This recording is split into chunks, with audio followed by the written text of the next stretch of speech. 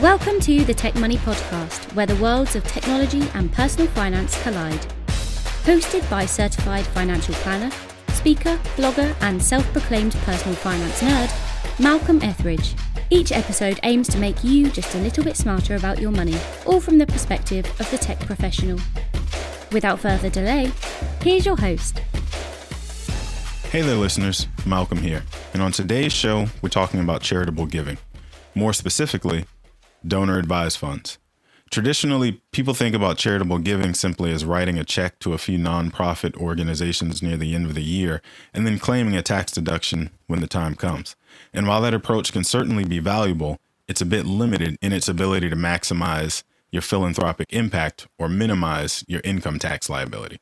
I recently wrote a blog post titled Ways to Make Your Charitable Giving Count Come Tax Time, and surprisingly, that got a ton of traffic and sparked some unexpected conversations with some of our existing clients. While one of the major positive effects of supporting charitable causes is simply to feel good about giving, what and how you give can be just as important as how much and who you give it to. Deciding which assets to donate and how best to structure giving is where the real tax strategies of charitable giving come into play. And since you're going to be giving one way or another, either to the IRS or to a cause that you actually care about, you might as well be the one to make that decision. So I decided to call up someone I know who knows more than I do about this subject and have a deeper conversation. Mary Jovanovich is a senior relationship manager with Schwab Charitable and is also a subject matter expert on all things donor-advised funds. Full disclosure here, my firm custodies our clients' assets with Charles Schwab, which for those who don't know is basically a sophisticated, jargony way of saying that we are franchisees of Charles Schwab's platform, essentially. So with that brief introduction, welcome Mary Jovanovich to the Tech Money Podcast. Thank you so much, Malcolm. I'm really excited to be here, and I look forward to our conversation about donor-advised funds. I do too. This is actually something that I personally get excited about simply because it's a way to be efficient with your taxes. For a lot of people, charitable giving is something they always think about, but don't necessarily put a lot of effort and planning into. And so I think maybe this will help just a few people. So before we get too much into it, I breezed through your resume a little bit while I was introducing you. What did I miss? Well, I've been at Schwab for 14 years and with Schwab Charitable for 5 years. And I live in Indianapolis, Indiana. I'm a born and raised Buckeye. I love everything that has to do with philanthropy. It's definitely my passion. That's why I'm so excited to be here today. We're going to spend most of our time talking about donor advised funds, right, as I promised in my intro.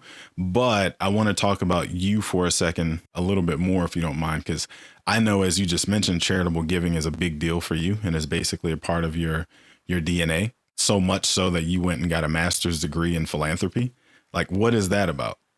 Prior to joining Schwab Charitable, all my degrees and professional licenses reflected my expertise in the financial industry.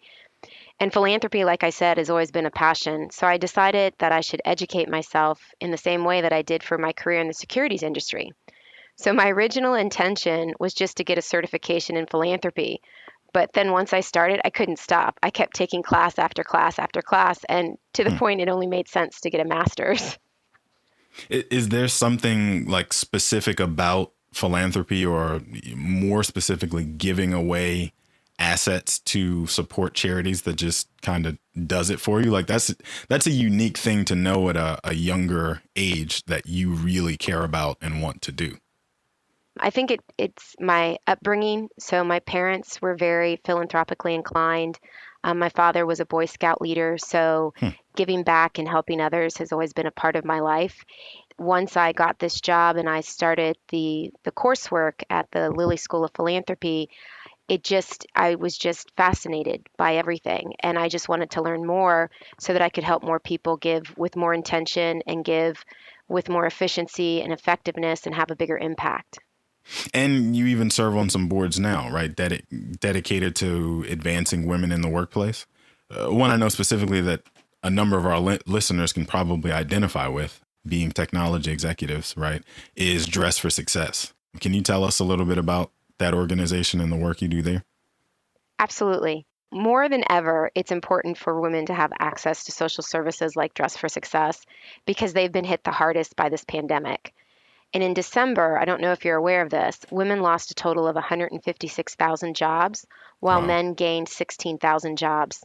So women have lost 55% of all of the net 9.8 million jobs since February of last year.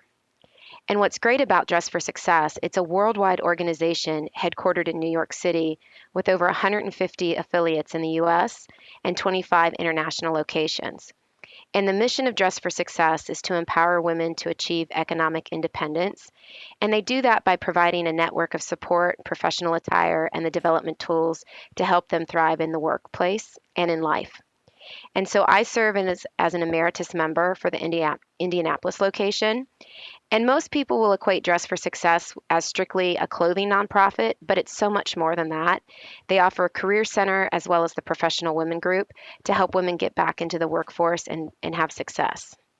So you mentioned one thing that one way that COVID has impacted your operations or your focus in the sense that women have disproportionately been pushed out of the workforce because of the virus and everything that's happened, behind it. Did you also see a flood of women looking to drop off their business suits since they're not going back to the office anytime soon? We have. It's great that you asked that question because since people know that I serve on the board, they've actually called me up and said, "Mary, I'm not going to be using all of these suits," and Hmm. and unfortunately, some of them have gained weight and have said that they need to buy some new clothes, and they're not quite sure when they're going to be able to get that weight back off. So they're like, "Can we donate some of these clothes that are a little bit too tight right now?" And so I'm like, "Absolutely, That COVID-15. yes." That is that's a direction I didn't even think about. I was just thinking like we're not in office settings anymore, right? You and I are in our Yeah, virtual studio. And so I just figured that would be the reason, but not necessarily yeah, that, folks have had a year plus a year and a half or whatever of eating ice cream and everything else but in large quantities that, yeah, we're trying to stay away from. So that's interesting. That yeah, that's the driver. Whatever works, right? Like whatever gets the donations flowing, by all means.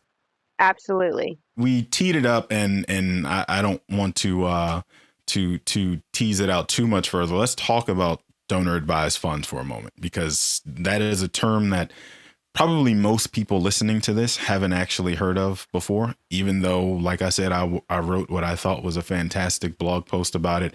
I know not everybody reads everything that I write. So can you first just define what a donor advised fund is and does for us? Sure. So a donor advised fund, it's sometimes going to be referred to as a DAF, so DAF, but think of it as a charitable savings account. So it's really simple to open a donor advised fund account online or with the help of your financial advisor. And a donor will make a contribution of cash or a non cash asset, and they're generally going to be eligible for a tax deduction in the year that they contribute if they itemize. So once the funds are in a donor advised fund account, the donor can then invest them for potential tax free growth and then recommend grants to their favorite charities whenever it makes sense for them. It's just important to note that any contribution is an irrevocable gift because of the IRS rules. So once the money goes into the account, it does have to go to charity at some point in time. Once they are accepted, they're no longer going to be a part of that donor's personal investments. Now the donor is going to act as an advisor on the account. And that's why we refer to it as a donor advised account, because now they become an advisor on the account. So when, where, and how much to grant, that's their decision. So I'm not necessarily writing the check from my own checkbook the way I normally would. I am calling up my person at Charles Schwab, for example, and saying, I want to send $500 or $5,000 or $50,000 to Dress for Success, for example, for the 2021 tax year. Make it happen. That's basically my role after I've doned the funds. Once you open the account and fund it, you can actually do all of that granting online. So you can, of course, work with your advisor or work with us to help with that granting. But we do make it very simple to do the granting online, and it works a lot like a bill pay system. So it's very simple and efficient and very effective. I love it. Now you've taken the fun out of it. See, I had this fantasy in my head that I get to call up Chuck Schwab himself and say, I want you to direct. See, now, like, because we've gotten so technologically advanced, it's just click and point. I'm joking. That probably works better for most people who do a lot of their financial housekeeping at 2 a.m. anyway. So it probably is for the better. But what's interesting to me, the way that donor advised funds are set up, is that they initially were, thought of in the context of estate planning, right? It's a way to, as you pointed out, get the asset out of my estate so that come estate tax time after I've passed away and left assets to my beneficiaries, the asset no longer exists in my estate, and I don't have to worry about the IRS or my state trying to come and get a piece from estate tax. But they've become a lot more popular means to receive a deduction for charitable giving now, especially under the new tax rules, which is an interesting shift, in my opinion, from kind of an older, lesser known, lesser thought of vehicle to now being a very popular way to get more tax efficient. So, but one of the questions I get on a regular basis from clients, friends, whoever, when it comes to charitable giving is whether or not it makes sense for them to establish a family foundation. And I know that a donor advised fund is similar to a family foundation, but it's not quite there. So could you give us a little bit of the difference between a donor advised fund and a family foundation? Yeah, DAFs differ from private foundation in a variety of ways. And I try to simplify the process and look at it from 5 different concepts. So the first concept is about ownership. So when you contribute to a donor advised fund, you relinquish control and ownership of those assets because remember, it's an irrevocable gift. But that's not the case with the private foundation. You still own the asset in the private foundation. So that's the first difference. Next, I think about legal and administration. So to open up a donor advised fund, you simply fill out an application, and Schwab Charitable has no opening minimum balance requirement. But establishing a private foundation typically is going to involve some legal fees, filing fees, the potential, the need to hire some staff, maybe to lease some office space. You're going to have guidance by the attorneys and CPAs. They will generally suggest that a minimum investment of $1 million to $2 million. Next, let's look at tax deductions, and that's where the biggest difference is going to come into play. Cash contribution to a donor advised fund is deductible up to 60% of a donor's adjusted gross income, and appreciated non-cash assets that have been held for more than 1 year are deductible up to 30% of adjusted gross income. So similar contributions to a private foundation are going to be limited to 30% cash and 20% of a donor's adjusted gross income for non-cash assets. But contributions of the appreciated assets to the donor advised fund are also deductible at full fair market value. Private foundation, those assets are generally going to be limited to a donor's cost basis when contributed to a private foundation. Interesting. So it's these favorable deduction limits that make it a DAF an especially attractive option for donors who have accumulated highly appreciated assets, in addition to the preferable tax treatment. And finally, the donor advised fund can avoid the 1% to 2% tax on net investment income that can apply to private foundations. And there are 2 more things to look out. The payout rules. So you're probably familiar, private foundations are subject to a 5% mandatory annual distribution. That doesn't apply to a donor advised fund, but most fund sponsors like Schwab Charitable will have an internal policy to encourage granting. The National Philanthropic Trust's latest report on the donor advised fund sector shows that DAF grant payout has exceeded 20% for every year on record. So they don't need that 5% rule, to be quite honest. And then granting, private foundations can support individuals directly where donor advised funds can't. So if the foundation intends to make a grant to an individual, let's say for travel study, a scholarship, or a similar purpose to advance some similar purpose, they have to get written approval of the selection process so that they follow IRS rules and regulations. Otherwise, they'll be subject to a particular tax. This type of individual granting is never allowed in a donor advised fund. A few things that you pointed out in there that I want to make sure that I put in bold and italics and underline as best I can. So normally when people ask me about a donor advised fund versus the private family foundation? The simple answer I give them is if you're not going to be managing and gifting a few $1 million at a minimum, like there's no reason to talk to me about a family foundation, right? Like to your point, the administrative expenses alone make it prohibitive for most people, right? So Yeah. what you just gave as far as the tax implications and how much of the deduction you get for the contribution versus one versus the other, I think makes a significant difference. But then one other key thing that you pointed out in there is the fact that in a donor advised fund, I get to contribute, say, $100,000 in 2021, and I don't have to gift any of that away at any point. 10 years, 20 years, whatever I wanted to wait to gift it. So those funds could be invested inside of the donor advised fund and grow beyond that $100,000 that I initially contributed. And then I give it away at some later date. So there's no mandate that says, I've got to give away a certain percentage by a certain date, which I think is really unique and flexible and works great for people who maybe you have a really big thing happen in 1 year. Like maybe you have a ton of shares in a company that you work for vest in 1 year. So you need to get some of your assets out of your taxable assets out for that year. But then the following years, life goes back to normal and you don't have that tax issue. So just something to be aware of, the flexibility of it, I think is huge. But then also, something I've seen, or I guess I could say I've learned from some of my wealthier clients, is that the moment you give to a charity, your name ends up on a list and that list gets sold. And especially for people that gift larger dollars. And then you've got a number of organizations emailing and calling you, asking for you to donate to their particular cause. And in some cases, it's an organization you've never even heard of. And especially for older people, this happens, right? So people always assume that older people want to be generous and donate to things. One of the other things that I like about the DAF is that it allows me to have a conversation with clients where we set parameters for who and what they donate to. And then it gives them a way to turn down all of the other folks and organizations that come asking for gifts by putting the blame on a third party. As an example, the two causes that I personally give to every year are education first, because I believe that education is the great equalizer in this country. And then second, I give to causes related to hunger and homelessness, because I personally believe that every single one of us is just two bad decisions away from being homeless.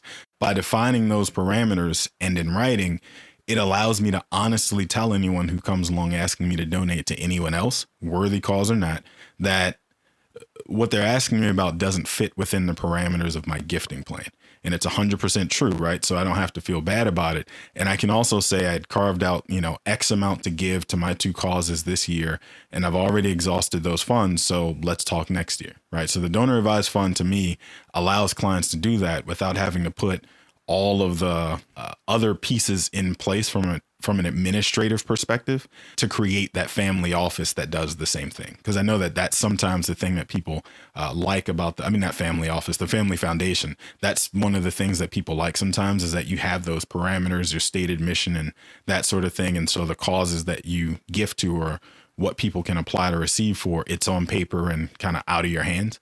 Obviously, there's no restrictions around giving to anybody else from a donor advised fund, and those parameters don't go on any sort of official account document, but it's just helpful to have that written down somewhere and still have the flexibility to do all the other things. What I like to say is that donor advised funds are democratizing philanthropy. You no longer have to be a millionaire to be philanthropically inclined.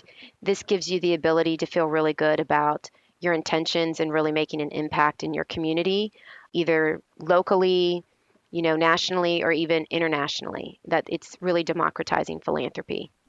From a financial perspective, right? Cash donations to charity have become less valuable to donors than they were prior to the passage of the Tax Cuts and Jobs Act in 2017, right? And the reason for that is that the act doubled the standard deduction, which made it unnecessary to itemize for most households in America. Most people fall under that 25-ish thousand for a couple and 12 and a half for an individual.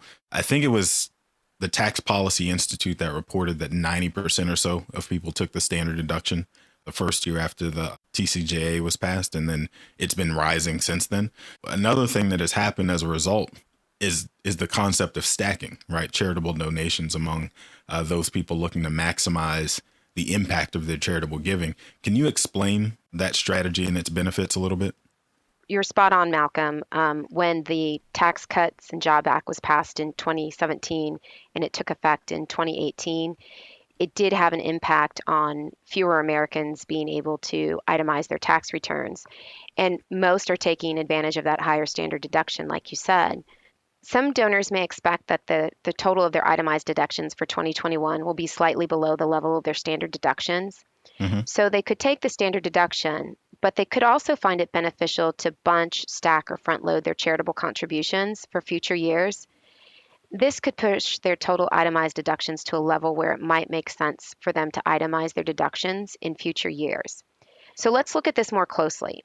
What I appreciate the most about using a donor advised fund in this scenario is that the donor advised fund doesn't require you to give more money this year.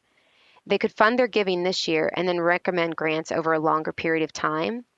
For example, let's say you're a married couple filing jointly, and when you look at all of your deductions totally, it's $23,000. Of that $23,000, $10,000 is something that you always give. No matter what's going on in your life, you're always going to give that $10,000 to some public charity. Okay. Because the $23,000 is below the standard deduction of $24,800 in 2020 and below $25,100, which is the standard deduction in 2021, most people are going to take the standard deduction. Right. Over 2 years, they would claim a total deduction of $49,900. However, if they would stack those donations and put the $20,000 in the first year, now what's going to happen is instead of having $23,000 in deductions, they're going to have $33,000 in itemized deductions. So now they're going to itemize their tax return and then take the standard deduction in 2021 of $25,100. So I just wanted to point it out while you were on the point. As I mentioned before, just because you make that larger donation for multiple years at one time, so say you did it in 2021, as you mentioned, you normally have a pattern of giving $10,000 a year. That doesn't mean you have to give the entire amount that you contributed in the year that you contributed. You can actually still give that same $10,000 a year over the next 3 years or 2 years or however you decided to do it. But you get the deduction in the year that you gift the cash or whatever asset to the donor advised fund. Sorry, you were on a roll, but I just thought that was really important. No, it is really important. And it's really important to point out because by doing this strategy, by putting that $20,000 in sooner rather than later and itemizing and then taking the standard deduction, that couple actually is going to get an additional $8,200 of tax deductions just over those 2 years. And that's what we like to call tax alpha. Yes. So that extra $8,000 you just identified for me is what I love to call tax alpha on this show. And that's the buzzword that means that I'm doing my job properly as a planner. If I can show you how to take $8,000 back from the IRS, if you will. So that is to me, the biggest piece of this is that you're getting the best of both worlds as long as you can plan these things out in advance and not necessarily be so reactive when tax time comes and kind of just, here's what we did, here's how much we owe, and we'll see you again next year, right? It's about planning out the next 3, 5, 10 years and how these things are going to impact you in the future versus simply 1 year at a time. You can probably hear me getting excited in this. And yes, because I love the idea of charitable giving and helping to support causes and all those wonderful, warm and fuzzy things. But talking to me about saving money on my taxes makes me just as warm and fuzzy and tingly. I'm really in favor of these things. A good deal of our listeners, happen to be executives in technology. And as I'm sure you know, that means these folks are receiving a large share of their total compensation every year in the form of company stock. One or more of the advantages of the donor advised fund is its ability to receive shares of stock and give its donor a deduction for the market value of the shares contributed, right? So it's, we talked about gifting cash, but could you say a little bit more about gifting publicly traded securities, stocks, bonds, mutual funds, ETFs, any of that kind of stuff to the DAF as well? Sure. And especially for your executives that might be listening and who are charitably inclined, there's certain equity compensation awards or the stock acquired upon an award exercising or vesting that can make excellent gifts to charity because of the potential tax benefits, like you stated Mm-hmm. before. These investments typically will have a low basis and may have a significant current market value that's going to result in a large capital tax bill when sold. And like you said, Mm-hmm. everybody wants to limit their tax liability. If you itemize your deductions on your tax return instead of taking the standard deduction, donating these awards could potentially unlock tax benefits and additional funds for your charities of choice. So you can potentially eliminate the capital gains tax you would incur if you sold the stock yourself and donated the proceeds. But if you choose to pass on the savings in the form of more giving, you may increase the amount available to charity by up to 20%, and that's huge. Hmm. And if you contribute appreciated non-cash assets to a donor-advised fund or another public charity, you can generally claim a fair market value charitable deduction in, like you said, in the tax year in which the gift is made. Remember, deductions for contributions to private foundations are generally limited to cost basis. That's not the case with a donor-advised fund.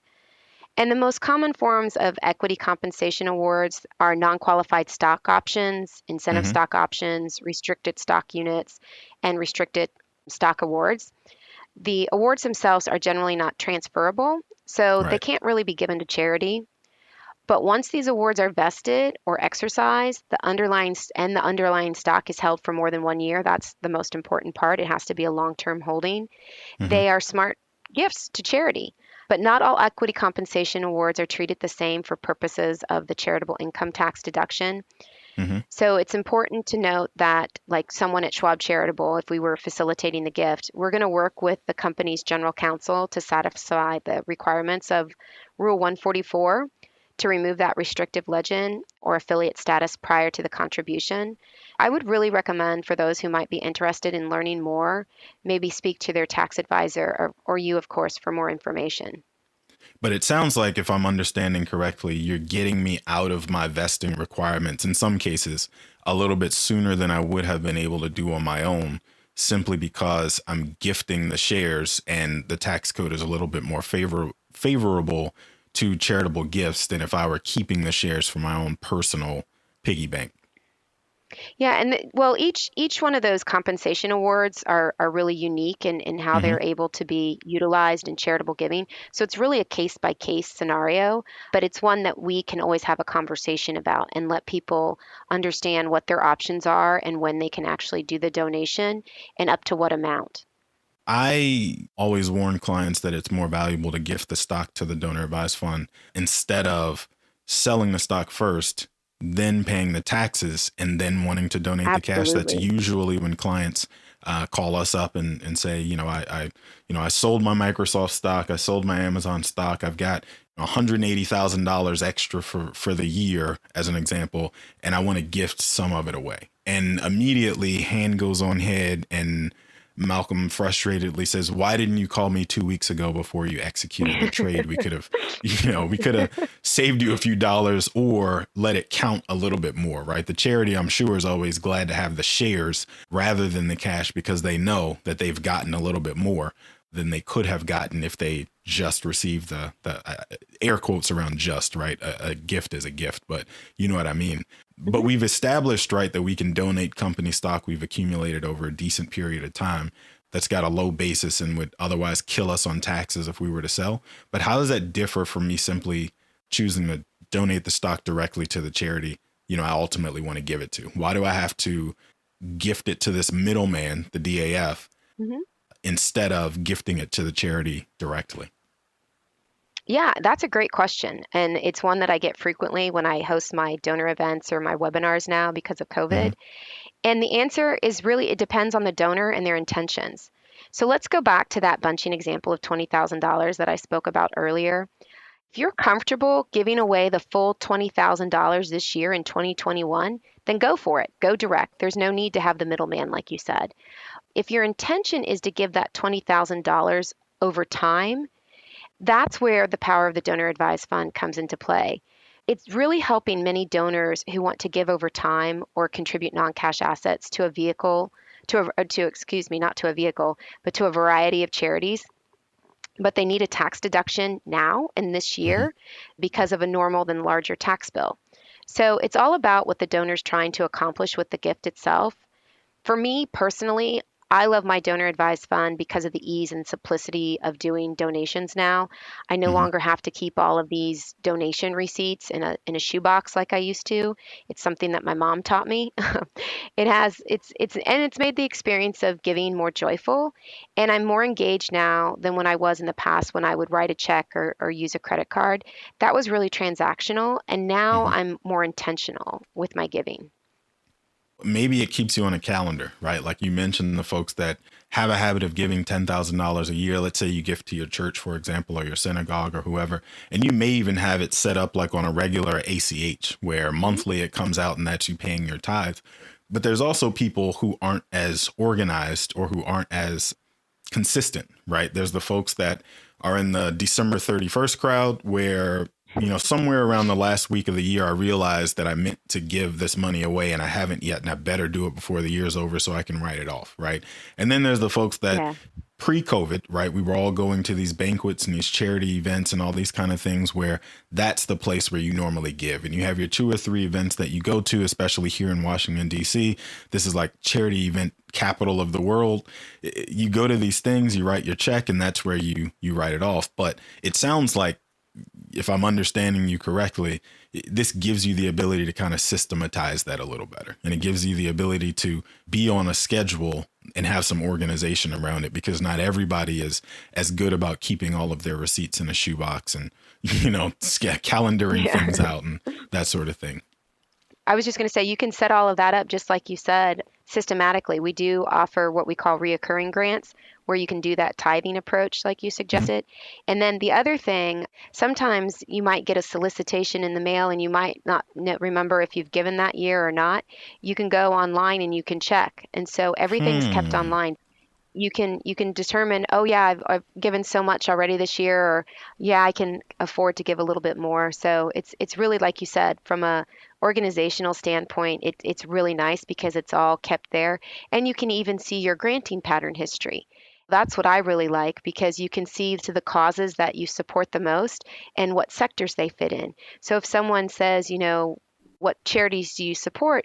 You can really look at those charts that we have online and you can say something like, well, I really support education or the arts or health and human services. So it enables you to better understand your own giving patterns that maybe you weren't aware of. So my last question, and I promise this is my last one, and it has absolutely nothing to do with your love of philanthropy. But let's say for a second that you never discovered the wonderful world of philanthropy, by the way, but money is not a factor in your decision at all in answering this question. What do you think you'd be doing right now? That's really easy for me, and it's going to Okay. align very closely to the things that you support. Education. I would Okay. be a teacher. I would be a kindergarten teacher. I love Oh, children. I love the fact that you have the ability to help influence them and help them understand the rules and regulations of the world, so to speak, and just teaching them how to be good citizens and just help them create a culture of caring. So if I didn't have to worry for money whatsoever, I would be a kindergarten teacher. that is awesome, and a really high note to go out on. I think really what that means is just pay our kindergarten teachers a little better, and Yes, we'll have all our people knocking teachers, down the all door. our Yeah. teachers. Yeah. But yeah, so on that high note, I'm going to stop before I bring us down. So Eric, go ahead and close the show, sir. Yeah, I'll tell you what, if we didn't love Mary for all the work she's doing already, that last answer just sealed the deal. I mean, Right. that Well, was thank you. fantastic. Man, that was great. And the only other comment I have is, Malcolm, your whole, the COVID-15 thing, I'm working on the COVID-19. It's Oreo cookies, and it's a problem. So, but that's just me. Maybe I'm an enigma. Anyway, lastly, I want to thank you, the listening audience, for tuning in and listening to the Tech Money Podcast with Malcolm Ethridge. If you have not subscribed to the podcast yet, please click the subscribe now button below. This way, when Malcolm comes out with a new podcast, it'll show up directly on your listening device. This makes it much easier to share these podcasts with your colleagues. Again, thanks for listening today. For everyone at Tech Money, our hope is that this show helped make you just a little smarter about your money. This has been the Tech Money Podcast. For more information on today's topic, to review the show notes, or to catch up on past episodes, be sure to check out malcolmetheridge.com/podcast. And if you have an idea for a show topic that you'd like us to cover, or you want to send us feedback, the web address again is malcolmethridge.com. You can also find Malcolm across all social media platforms at Malcolm on Money. This episode was written and created by Malcolm Ethridge, with the production, the editing and sound controls powered by Top Advisor Marketing, Proudmouth. This has been a Malcolm on Money original. Thank you for listening. The information shared in this recording and by its guests represents the views and opinions of the guests and does not represent the views or opinions of the host. This content has been made available for informational and educational purposes only. This content is not, nor is it intended to be a substitute for professional financial advice. It is always recommended that you seek the advice of your financial advisor or other qualified financial service provider with any questions you may have regarding your personal financial situation.